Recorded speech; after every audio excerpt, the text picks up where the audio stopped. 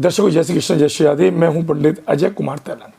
दर्शकों, हमारा आज का विशेष कार्यक्रम कैसे करें व्यवसाय अथवा नौकरी का चुनाव जन्म कुंडली के द्वारा।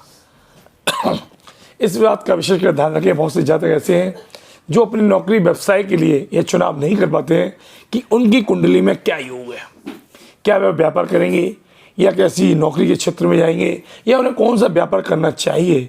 आओ इस पर आज करते हैं चर्चा।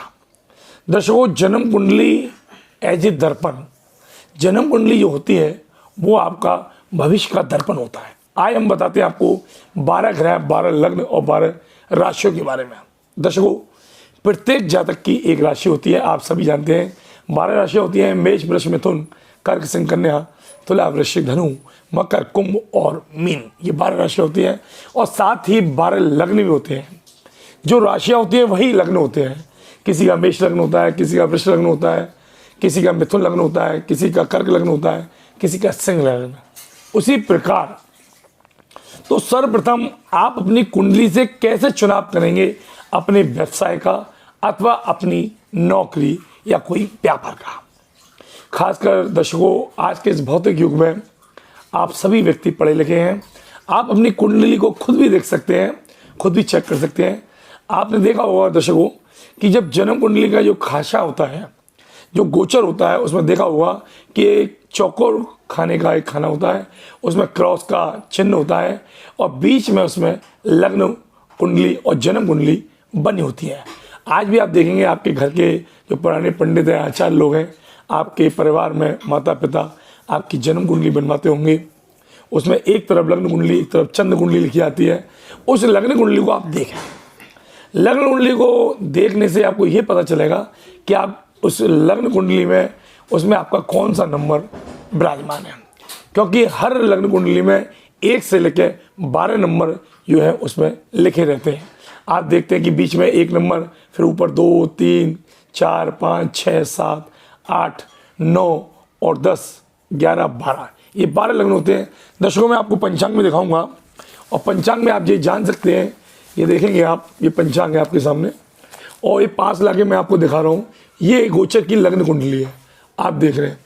इस गोचर की लग्न कुंडली में साफ साफ लिखा हुआ है, ये ग्रह गोचर बना हुआ है और इस गोचर ग्रह में, इस पंचांग में ये कुंडली बनी हुई है और इसमें हम ये पहचान सकते हैं कि कौन सा, ये वाला ऊपर का खाना होता है दर्शकों, ये होती है उसकी लग्न कुंडली।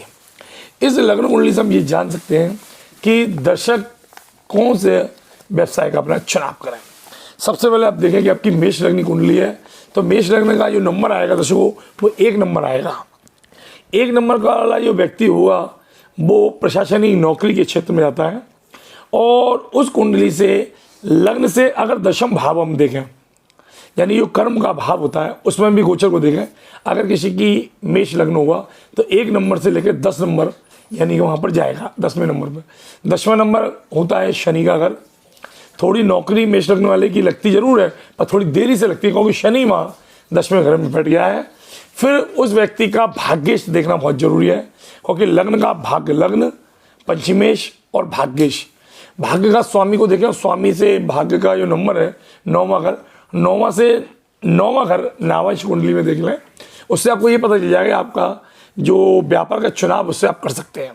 तो ऐसे जाते हैं जो मेष लगने वाले हैं, जिनका 1 नंबर लिखा हुआ है, वह व्यक्ति अगर व्यापार के क्षेत्र में जाते हैं तो व्यापार वो किस चीज़ का कर सकते हैं। सोने चांदी का व्यापार कर सकते हैं, लाल वस्तु का व्यापार कर सकते हैं, दवाई का व्यापार कर सकते हैं और आप पोशाक का व्यापार कर सकते हैं। आप ऐसे व्यापार को कर सकते हैं। परंतु जो व्यक्ति अगर नौकरी के क्षेत्र में जाएं तो ऐसे व्यक्ति क्या है, डॉक्टरी लाइन, जो मेष लगने वाले हैं वो डॉक्टरी लाइन जा सकते हैं। डॉक्टरी लाइन में भी कौन सी लाइन उसको अच्छी रहेगी, कर्म भाव से देख सकते हैं आप, दशम भाव से देख सकते हैं, नावांश कुंडली से देख सकते हैं आप, और पंचम भाव से भी हम देखते हैं। तो मेष लगने वाले जो ज़्यादातर जो जातक हैं वो अगर डॉक्टरी लाइन जाते हैं तो मेष लगने का स्वामी मंगल होता है। तो लाल वस्तु यानी कि रक्त वर्ण, यानी कि वह खून से समझिए सर्जन व्यक्ति बनते हैं, ऐसे लोग सर्जन बनते हैं और आगे चल के मेडिकल लाइन में बहुत अच्छा लाभ कमाते हैं, पैसा अच्छा कमाते हैं। अगर प्रशासनिक लाइफ कहते हैं तो प्रशासनिक नौकरी के रूप में वह ISPCS बन सकते हैं। तो इस बात का ध्यान रखें।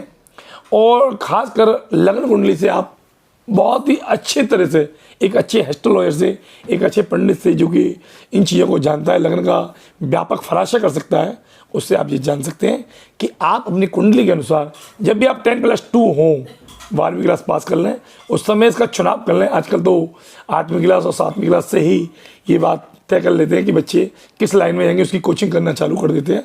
तो इस बात की एक एडवाइस आप जरूर लें किसी ज्योतिषाचार्य से, क्योंकि एक परामर्श आपके जीवन को बदल सकता है। कहते हैं समय से पहले समय को जानें।